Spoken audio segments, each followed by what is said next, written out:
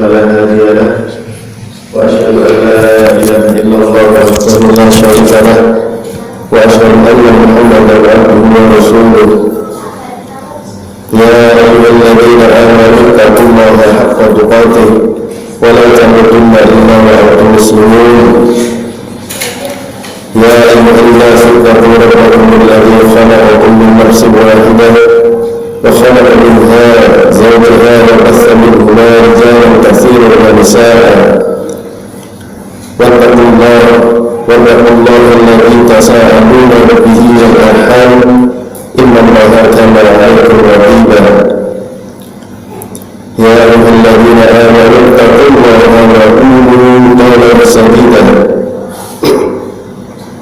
يصلح لكم أعمالكم ويغفر لكم ذنوبكم ومن يطع الله ورسوله فقد فاز فوزا عظيما اللهم صل وسلم على محمد وعلى آله وأصحابه ومن تبعهم بإحسان إلى يوم الدين. Bapak Ibu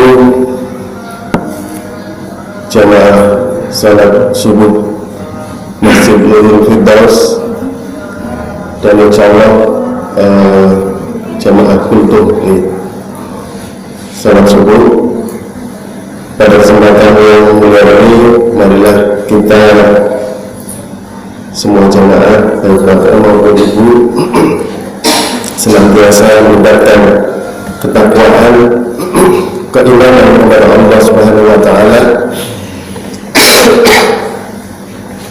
ketakwaan yang sebenarnya takwa, yaitu senantiasa menjalankan perintah Allah dan senantiasa pula menjauhi seluruh larangan Allah Subhanahu wa taala.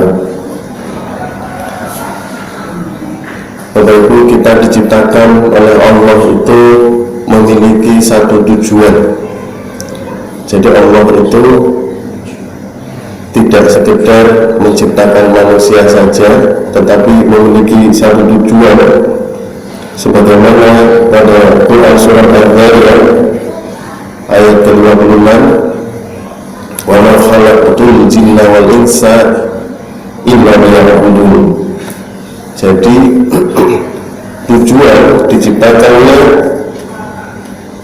kalau di sini disebutkan wa ma khalaqtul jinna, tidaklah aku menciptakan jin wal insa dan manusia untuk beribadah kepadaku saja. Jadi beribadah kepada Allah Subhanahu wa taala. Oleh karenanya di setiap lini kehidupan kita hendaknya kita senantiasa mengenal tujuan hidup kita ini. Ketika kita bekerja,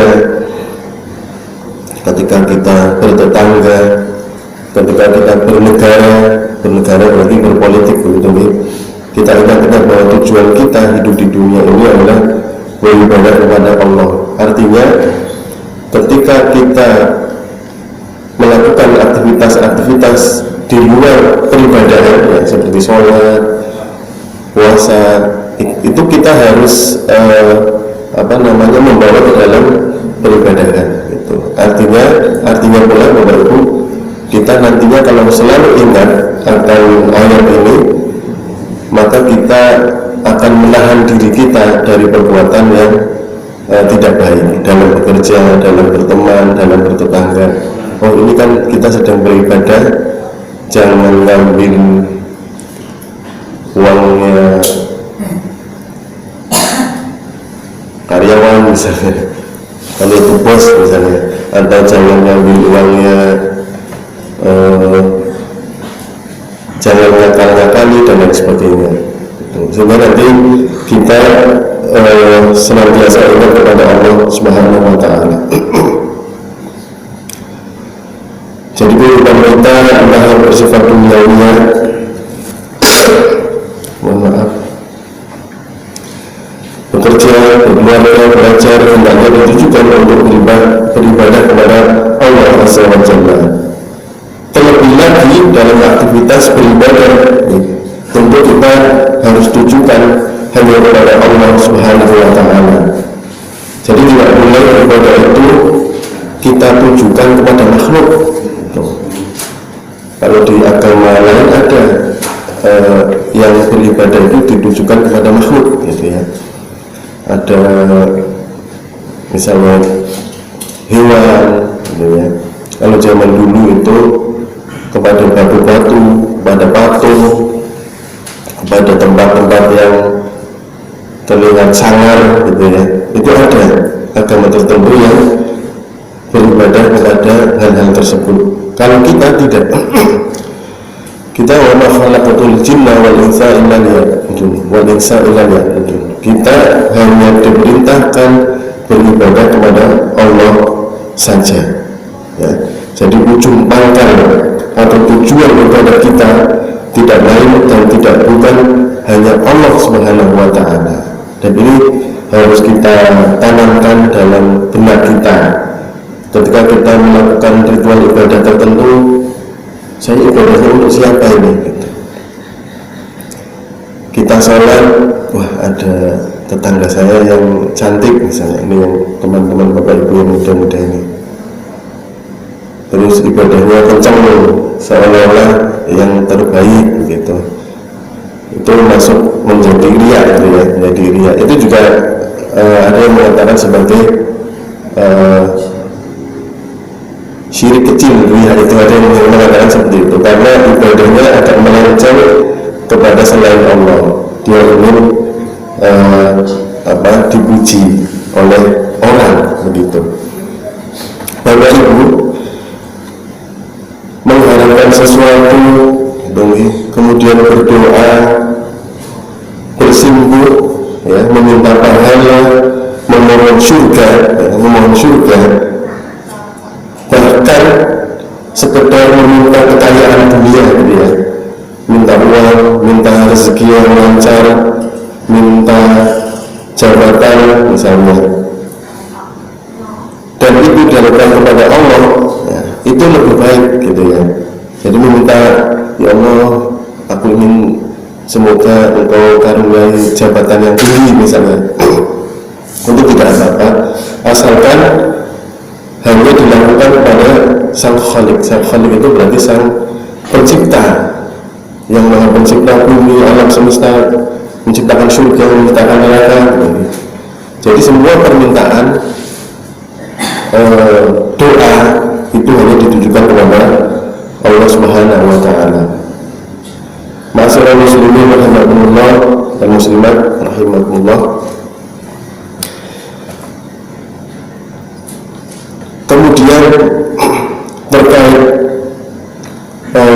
peribadahan yang diterima oleh Allah Subhanahu wa Ta'ala itu ada dua syaratnya. Ada dua syaratnya. Yang pertama adalah ikhlas, ya. Ikhlas, itulah tadi, ikhlas itu berarti menyandarkan sesuatu kepada Allah Subhanahu wa Ta'ala. Jadi itulah keikhlasan, ya. Karena kita kadang ada teman-teman kita artis, ya, teman-teman kita artis di Jakarta sana yang memaknai keikhlasan berlebihan. Sebagai contoh, ada artis yang mengatakan saya beribadah itu ikhlas, tidak minta apa-apa gitu. Karena kata beliau, kalau kita minta surga, kita minta neraka, itu tidak ikhlas katanya. Padahal Rasulullah SAW itu tidak demikian gitu. Rasulullah SAW menunjukkan keikhlasan kepada Allah Subhanahu wa Ta'ala itu dengan meminta kepada Allah Subhanahu wa Ta'ala. Sebagai contoh, ada seorang sahabat yang salat bersama Rasulullah SAW.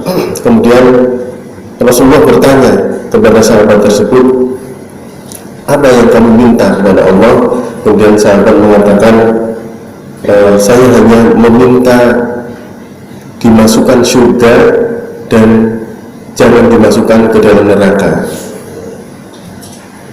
Dia berkata, Allahumma inni as'alukal jannah wa a'udzubika minan nar. Jadi ketika sholat, sebelum salam, sahabat tersebut mengatakan kepada Rasulullah, permintaan saya sederhana ya Rasulullah, Allahumma inni as'alukal jannah wa a'udzubika minan nar. Saya dengan bahasa yang sangat sederhana, saya meminta surga dan meminta jauhkan saya dari neraka. Kemudian Rasulullah mengatakan, saya juga demikian. Jadi Rasulullah juga ketika salat, meskipun Rasulullah adalah seorang yang maksum, ya, maksum itu berarti terbebas dari dosa,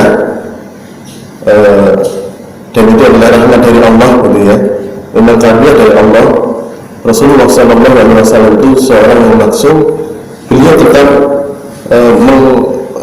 dalam tanda petik mengamini sahabat tersebut. Beliau juga Rasulullah SAW berdoa, Allahumma inni as'alukal jannah wa a'udzubika minan nar. Dan permintaan ini bukan menunjukkan ketidakikhlasan, karena Rasulullah juga mengamalkan doa-doa dan bahkan menganjurkan kita untuk berdoa. Dan Rasulullah juga menganjurkan kita berdoa untuk dimasukkan ke dalam surga yang tertinggi, surga Firdaus, dan dijauhkan dari neraka yang paling berat, ya, neraka Jahannam.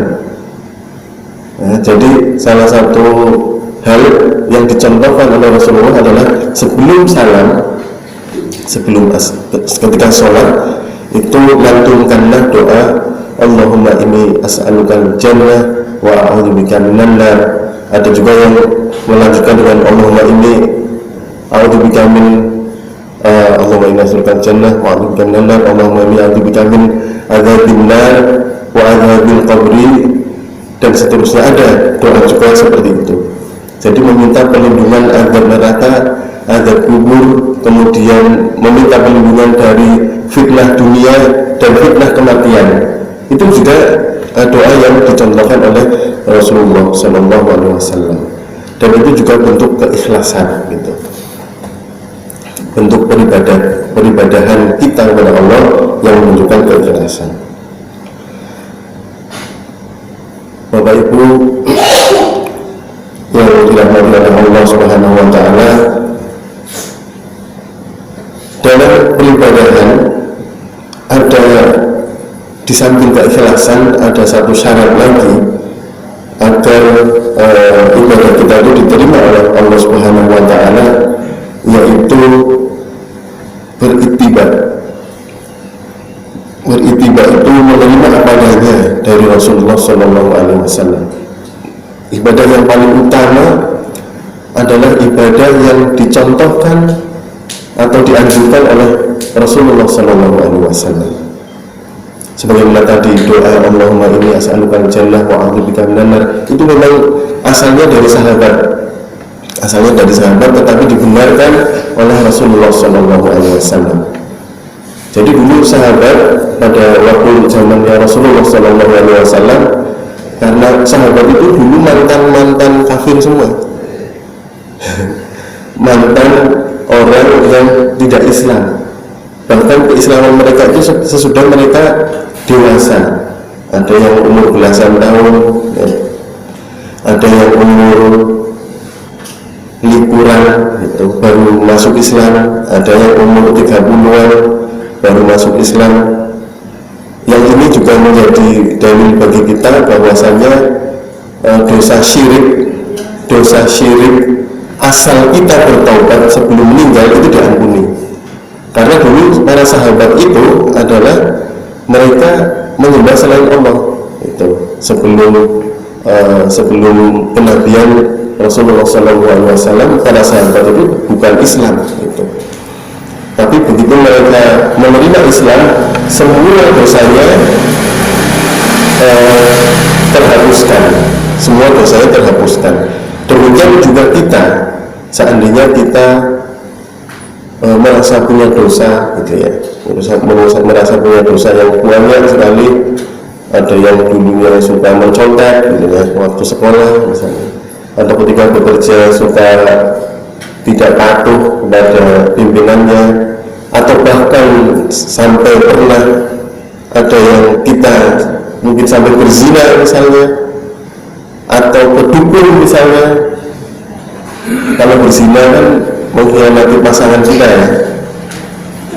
Kalau kedukun itu mengkhianati Allah gitu. Makanya Allah sangat mengharapkan kita menjauhi dukun. Itu dosa-dosa semacam itu bisa diampuni asalkan kita itu bertaubat sebelum meninggal. Itulah rahmat Allah Subhanahu wa taala. Jadi Allah Subhanahu wa taala itu sangat menyayangi kita.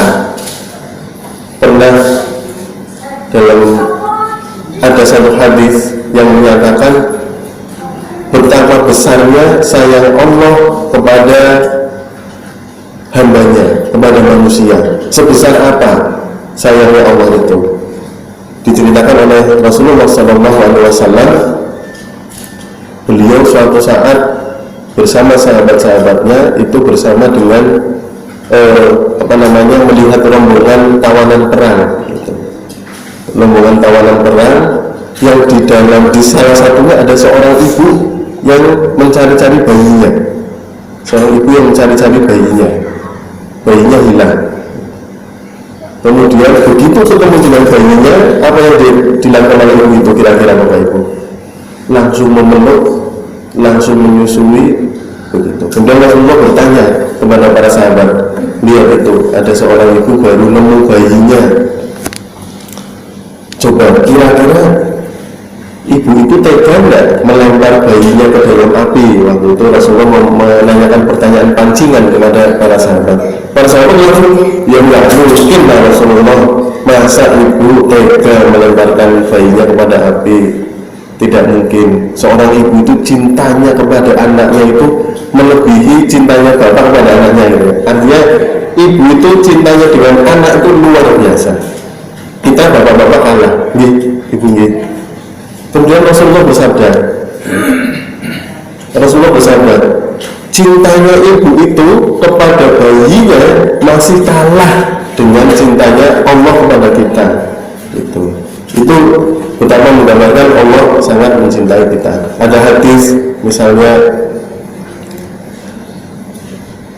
andai kamu datang kepadaku membawa satu bumi dosa, aku kata Allah akan membawamu satu bumi ampunan.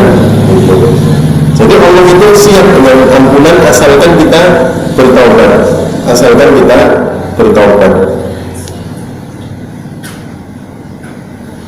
Dan syaratnya adalah agar ampunan itu diberikan adalah asalkan kamu tidak mensekutukan aku, kata Allah, mensekutukan aku dengan satupun, dengan apapun begitu.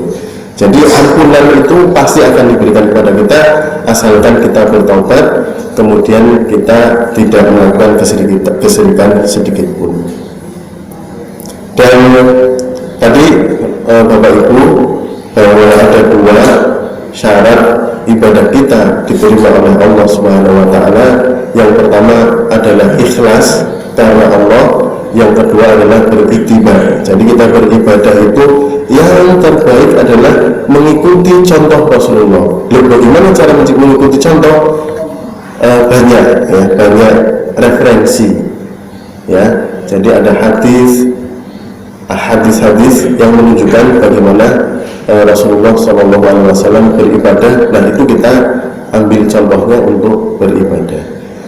Bapak Ibu sekalian, saya kira itu yang bisa kami sampaikan. Insya Allah mudah-mudahan lain kali kita bisa berjumpa lagi dan kita lanjutkan terkait dua syarat diterimanya ibadah ini. Yang pertama ikhlas, kemudian yang kedua ittiba. Nanti ittiba itu apa jawabannya. Demikian, billahi taufiq wal hidayah. Wassalamualaikum warahmatullahi wabarakatuh.